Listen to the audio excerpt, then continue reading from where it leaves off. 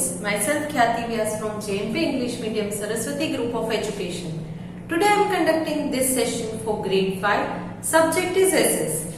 We are starting with a new chapter, that is chapter number 7, the temperate zones. And this is my session number 1 for this chapter.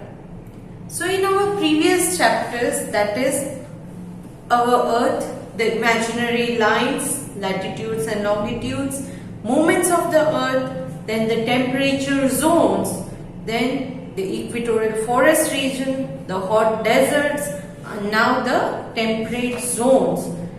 So in our previous chapters we have learned regarding the globe first, then in that we learned about continents, ocean, then various continents, where are they located, then globe is divided in latitudes and longitudes. So these latitudes, they divide the full earth in different temperate zones. Which were there? Torrid zone, temperate zone, frigid zone. So now let us discuss the temperate zone. Temperate zone के बारे में इस chapter में हम detail study करेंगे. So let us start. Okay. The temperate zone lies in the temperate region which is neither too hot nor too cold. मैंने आपको अलग अलग जोन्स के बारे में एक्सप्लेन किया था, राइट? आई टोल्ड यू कि ये ग्लोब है, सेंटर देयर इज इक्वेटर, फिर ये दो है वो this part and this part. Towards the north of equator and south of equator are torrid zone,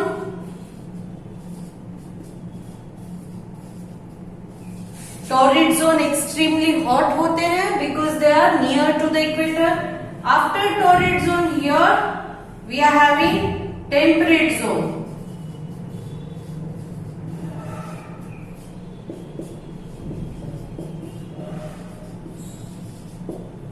So this equator, this is equator, right?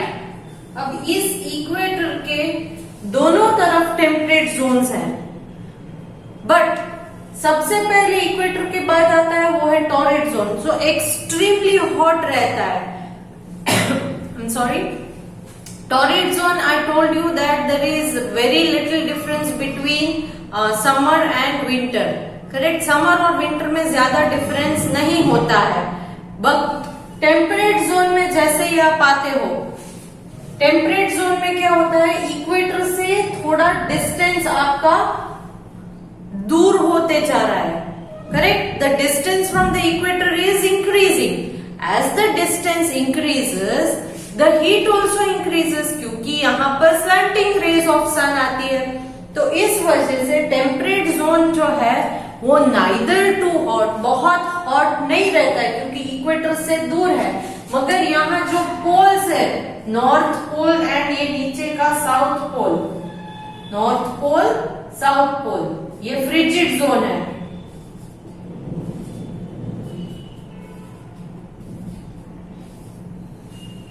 Frigid zone extremely cold है, torrid zone extremely hot है. तो between का जो part है वो क्या होगा, neither too hot nor too cold. बहुत ठंडा भी नहीं है, बहुत गर्म भी नहीं है, यहाँ पर टेम्परेट जोन में. Clear? So the temperate zone lies in the temperate region which is neither too hot nor too cold. This region is located away from the equator between Tropic of Cancer, that is 23.5 degree north, and the Arctic Circle in 66.5 degree north. So यहाँ ऊपर Tropic of Cancer 23.5 degree north and Arctic Circle 66.5 degree north.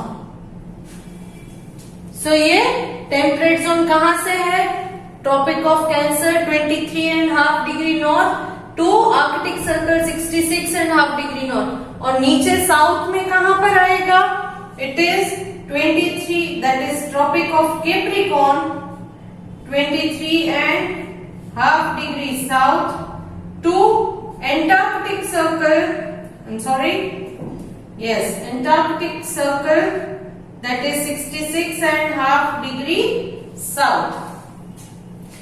So ये है इसका exact location, that is once again it lies between the Tropic of Cancer 23.5 degree north and Arctic Circle 66.5 degree north, right, in the northern hemisphere, and Tropic of Capricorn 23.5 degree south to Antarctic Circle 66.5 degree south in the southern hemisphere.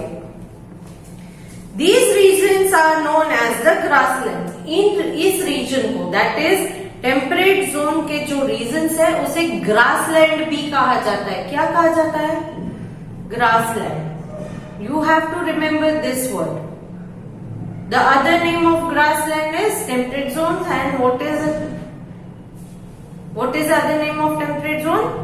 It is grassland. Trees and high mountains are hardly seen here.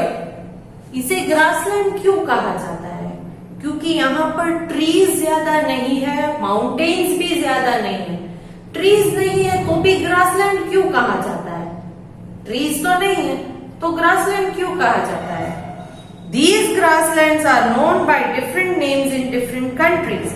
In grasslands को अलग अलग country में अलग अलग names से जाना जाता है. The different names of grasslands are as follows. यहाँ पर मैंने ऑलरेडी नोट डाउन करके रखा है. The prairies in North America. तो नॉर्थ अमेरिका में इन ग्रासलैंड्स को, दैट इज टेम्परेट जोन के ग्रासलैंड को नॉर्थ अमेरिका में प्रेरीज कहा जाता है. The steppes in Russia. Russia में है, उन ग्रासलैंड्स को स्टेपेस कहा जाता है. The Pampas in South America. ये कंफ्यूज मत हो जाना. नॉर्थ अमेरिका में प्रेरीज है, साउथ अमेरिका में pampas. So prairies and pampas, north America और साउथ अमेरिका दोनों. North America and south America में the names of the grasslands are different. North America it is prairies, South America it is pampas. Then velds in South Africa. These grasslands are known as velds in South Africa and the dons in the Australia. Australia में इन्हें dons कहा जाता है. Once again let us repeat. Please listen to the pronunciation and try to pronounce it by yourself. The prairies in the North America, the steppes in Russia, the pampas in South America, the velds in South Africa, the dons in Australia. Clear? Okay. So what are all these? These are the names of the grasslands in different places, different countries. So you will remember this. Clear, kids? Okay. The grasslands of northern hemisphere are different from those in the southern hemisphere. तो equator के ऊपर है वो northern hemisphere, equator के नीचे है वो southern hemisphere है. राइट? तो नॉर्दर्न हेमिस्फीयर और सदर्न हेमिस्फीयर के जो ग्रासलैंड्स है वो डिफरेंट है. सी ऑल दीज ग्रासलैंड्स अगर आपको देखने हैं मैप में, तो see I am sharing a map. ये मैप आपकी टेक्स्ट बुक में भी दिया गया है. It is there in page number 303. यहां पर जो ग्रीन स्पॉट्स आपको दिख रहे हैं green spots? Yes, these are grasslands. ये ग्रासलैंड्स है. और अगर आप उनका लोकेशन देखो तो ये टेम्परेट जोन में आते हैं, इसीलिए इन्हें ग्रासलैंड्स कहा जाता है. पंपास है, स्टेपीज है, प्रेरीज है, वेल्स है, downs, all these are shown in green colour. ये ग्रीन कलर में जितने भी दिख रहे हैं ये वर्ल्ड मैप है, और वर्ल्ड मैप में जितने ग्रीन कलर के स्पॉट्स दिख रहे हैं ये सारे के सारे ग्रासलैंड्स है. सो ओके, नॉर्दर्न हेमिस्फीयर और सदर्न हेमिस्फीयर के जो ग्रासलैंड्स है they are different from each other. एक दूसरे से अलग है. कैसे अलग है? While in northern hemisphere the grasslands are far more extensive The southern hemisphere, due to the narrowness of the temperate proportion, the grasslands are rather restricted. तो यहां पर क्या है, नॉर्दर्न हेमिस्फीयर में अगर आप देखोगे, मतलब इक्वेटर के ऊपर वाले हिस्से में जो नॉर्दर्न हेमिस्फीयर के ग्रासलैंड्स है वो बहुत बड़े बड़े हैं। सिर्फ दो है, that is steppes and prairies. Steppes and prairies जो है वो बड़े बड़े पोर्शंस ऑफ ग्रासलैंड है, और नीचे सदर्न हेमिस्फीयर वाले देखो एकदम छोटे छोटे हैं, पंपास है, वेल्स है या डॉन्स है। तो ये ग्रासलैंड बहुत छोटे हिस्से हैं, right. So they are restricted. Restricted मतलब एकदम छोटे से एरिया में ही है grassland. The grassland of the northern hemisphere, that is the prairies and the steppes, lie in the higher latitude as compared to the ones in the southern hemisphere. तो prairies में और steppes, ये जो northern hemisphere की दो grassland है, या ये जो है वो broad इसलिए भी है क्योंकि ये थोड़े higher latitudes में आते हैं। इनका लोकेशन थोड़ा हायर लैटिट्यूड में है when compared to southern hemisphere के जो ग्रासलैंड है वो लोअर लैटिट्यूड्स में है। इस वजह से that is pampas, velds and downs. कौन कौन से लोअर लैटिट्यूड में है? Pampas, velds and dons. ये लोअर लैटिट्यूड में है, इसीलिए छोटे रिस्ट्रिक्टेड एरिया में है। और जो स्टेपीज है और प्रेरीज है ये हायर लैटिट्यूड में है, नॉर्दर्न हेमिस्फीयर में है, इसीलिए लार्ज एरिया में स्प्रेड है, बड़े बड़े हैं grasslands. Clear? Next, now coming to the climate. इन ग्रासलैंड्स का क्लाइमेट कैसा है? The grasslands of northern and southern hemisphere experience different climate. Northern hemisphere और सदर्न हेमिस्फीयर के जो ग्रासलैंड्स है इन दोनों के क्लाइमेट्स भी अलग अलग हैं। है तो दोनों ग्रासलैंड्स ही, मगर दोनों के क्लाइमेट अलग अलग है। क्यों अलग अलग होंगे? Now let us see. In the northern hemisphere, पहले नॉर्दर्न हेमिस्फीयर का देख लेते हैं। नॉर्दर्न हेमिस्फीयर में कौन कौन से आते हैं? Prairies and steppes. तो प्रेरीज और स्टेपीज वाले जो नॉर्दर्न हेमिस्फीयर के ग्रासलैंड है, सबसे पहले उनके बारे में हम देख लेते हैं। The grasslands are found in the interior of the continent. Interior of the continent मतलब वो जो कॉन्टिनेंट है ना उसके बीचों बीच आपको ये मिलेंगे, करेक्ट। इन द सेंटर में, कॉर्नर में कहीं नहीं है, कॉर्नर में नहीं है। They are found in the interior मतलब बीचों बीच पाया जाता है। Interior of the continent. Continents का मतलब तो पता है ना, 7 कॉन्टिनेंट्स है। यस, कंट्रीज के बारे में हम नहीं बात कर रहे हैं, we are talking about continents. So they are found in the interiors of the continents. These areas are very hot in summer and very cold in winter. ये जो है नॉर्दर्न हेमिस्फीयर के दो ग्रासलैंड्स जो कॉन्टिनेंट्स के interior part में located है, ये समर में बहुत गर्म हो जाते हैं और विंटर में it becomes very cold. This is known as the continental type of climate. इस टाइप के क्लाइमेट को कॉन्टिनेंटल टाइप ऑफ क्लाइमेट कहा जाता है। समर में एक्सट्रीमली हॉट या वेरी हॉट हो जाए और विंटर में वेरी कोल्ड हो जाए, तो इस टाइप के क्लाइमेट को ग्रासलैंड रीजन के लिए हम क्या वर्ड यूज करेंगे? It is called the continental type of climate. What is it called? Yes, the continental type of climate. Sometimes hot winds called Chinook, which blow in spring over the prairies, help to melt the snow and make grassy possible. कभी कभी यहाँ prairies में Chinook करके wind है, wind का नाम है Chinook, ये ब्लो होती है एकदम फास्ट। सो उससे क्या होता है, स्प्रिंग सीजन में ये ब्लो होती है, तो उससे जो एक्सट्रीम, क्योंकि स्प्रिंग सीजन कब आता है? Just after winter and before summer. Winter के बाद मतलब विंटर में जब स्नोफॉल होता है तो ये सारा स्नो है वो उन ग्रासेस पर जम जाता है।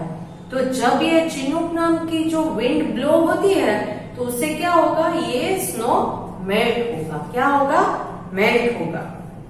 And make greasy possible. Greasy possible मतलब एकदम आपको फोटो दिया गया है टेक्स्ट बुक में, देखिए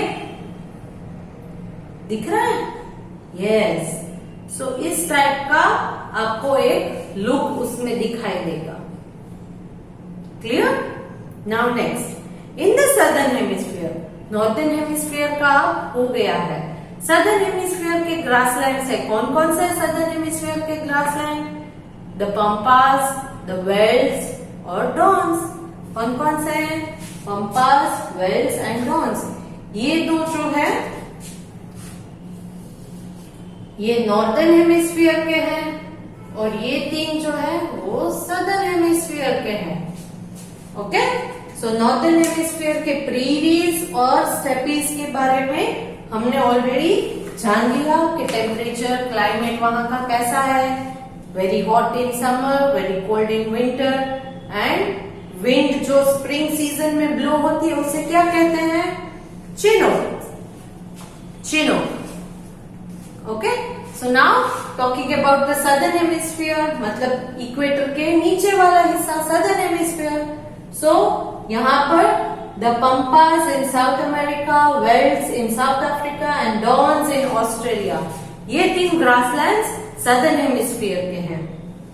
इन the southern hemisphere the temperate grassland zone is located near the coast. अगर आप मैप में देखोगे तो वो कोस्ट मतलब ओशियंस के पास, वाटर बॉडीज के पास है ये तीनों के तीनों ग्रासलैंड।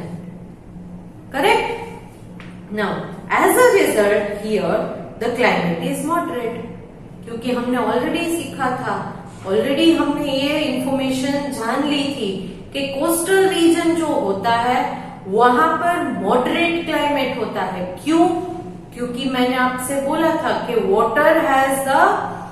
वाटर की एक फीचर ये होती है कि वो गर्म होने में भी वक्त लगता है और ठंडा होने में भी वक्त लगता है। तो इसलिए क्या है, समर सीजन में ड्यूरिंग द डे टाइम जब गर्मी है तो सी ब्रीज जो है वो ब्लो होती है तो वो ठंडी होती है, तो इसलिए इन ग्रासलैंड्स में बहुत गर्मी नहीं होती है।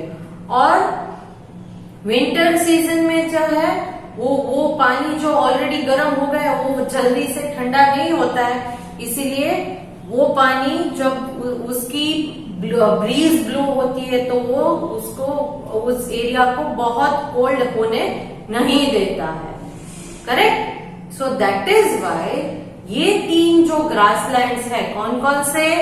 The Pampas, the velds and the Downs, ये तीन सदर्न हेमिस्फीयर के जो ग्रासलैंड है यहाँ पर मॉडरेट क्लाइमेट होता है। मॉडरेट मतलब कभी ज्यादा गर्मी भी नहीं होती है और एक्सट्रीमली ठंडी भी नहीं होती है। तो डिफरेंस पता चलो, northern hemisphere extremely hot in summer, extremely cold in winter. हमने ये भी जाना कि स्नो भी पड़ता होगा क्योंकि स्प्रिंग सीजन में ये स्नो मेल्ट होता है चिनूक्स की वजह से। बट सदर्न हेमिस्फीयर में क्या है?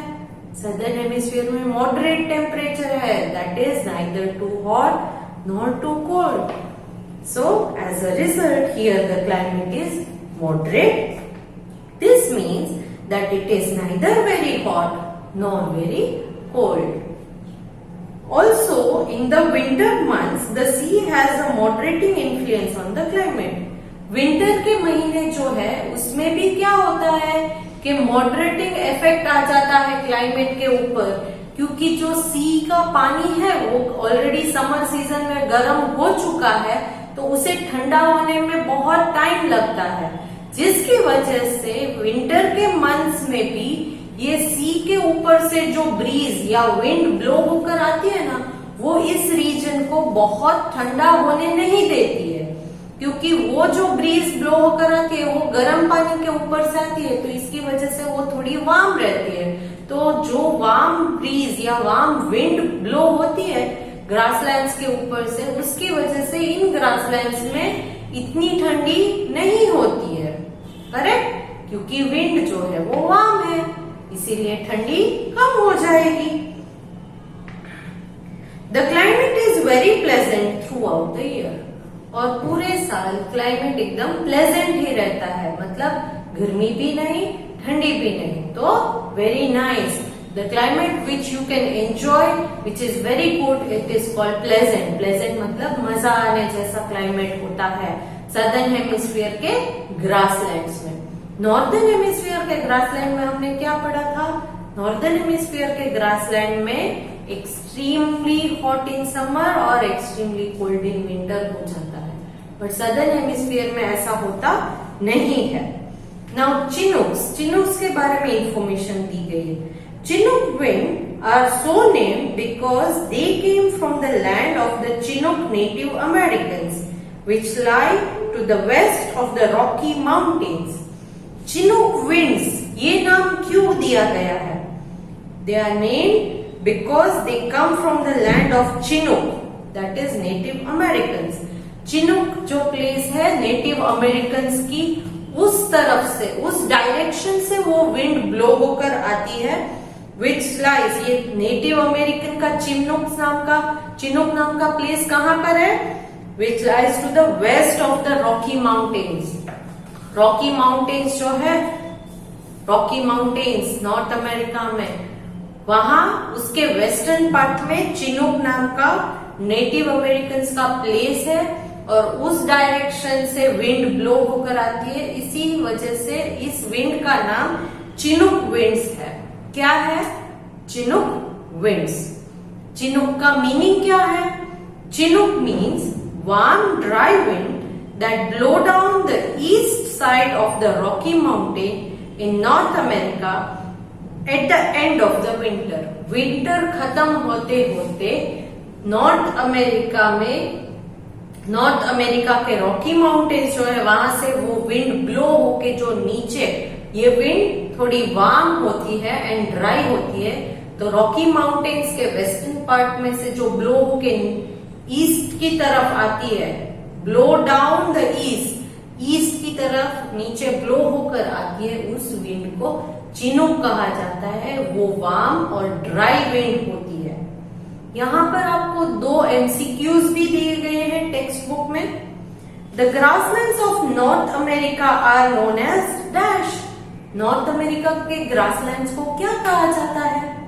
Options are pampas, steppes and prairies. Answer North America में क्या है? प्रेरीज। क्या है? Prairies. Next number 2, in the northern hemisphere hot wind called dash blow. Northern hemisphere में जो हॉट विंड ब्लो होती है उसे क्या कहा जाता है? ऑप्शंस आर लू, Chinook, dust storm. Answer is very easy. Chinook. Correct? So, I think let us end this session here. तो आज के सेशन में हमने क्या सीखा? फर्स्टली इंट्रोडक्शन, कि ये टेम्परेट जोन को क्या कहा जाता है, क्यों कहा जाता है, उनका लोकेशन क्या है, ये सीखा था। लोकेशन क्या मैंने बताया था?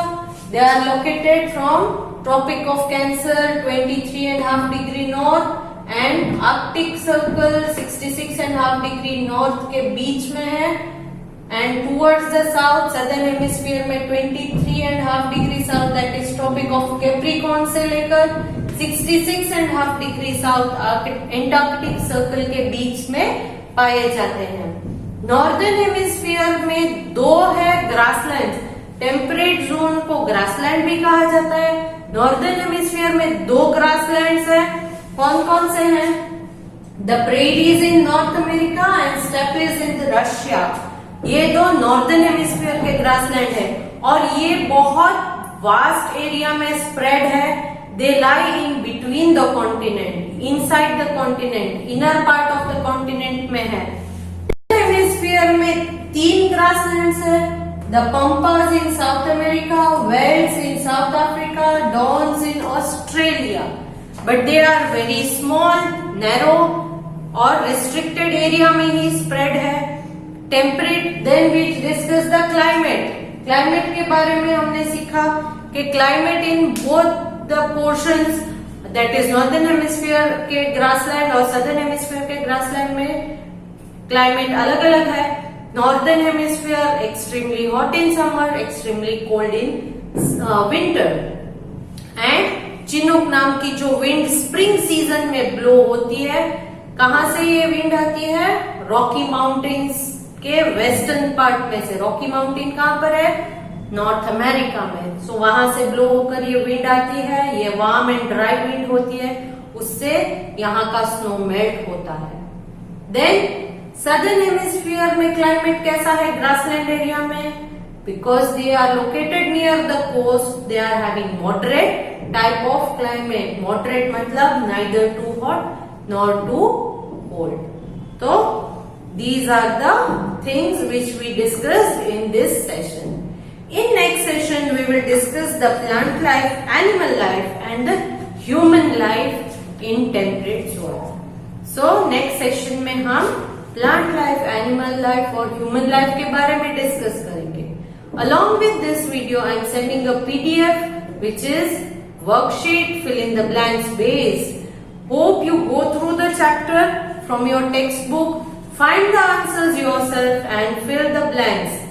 If you are having any difficulties, you can discuss the question answer, fill in the blanks with your friends, or you can contact me. Hope to see you good next time. Bye.